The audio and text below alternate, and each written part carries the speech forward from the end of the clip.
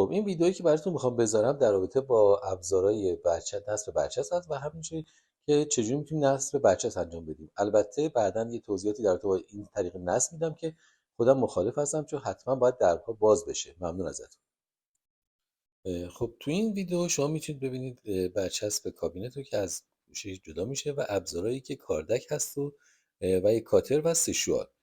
دستگیره رو باز میکنیم، برچسب رو از گوشه زیرش جدا میکنیم و روی کار با احتیاط میذاریم و سپس با کاردک به آرومی روش میکشیم تا تمام هوا و حباب ها از زیرش خارج بشه و همونجور که میبینید بسیار آروم روش کشیده میشه و کنج ها هم که میبینید دیگه حاشیه‌های کار رو با احتیاط میکشن. سشوار برای کنجای خاص هستش که برای اینکه بتونیم کار رو بخوابونیم و با پوشیدن این مسئله این کار بعد میتونیم با کاتر جدا کرده و از لبه ها جدا سازی کنیم. حالا به راحتی شما میبینید که بسیار زیبا شده و انگار که فابریک هستش و بعد دستگیره رو میتونید نصبش بکنید و در اینجا هستش که دیگه شما نمیتونید تشخیص بدید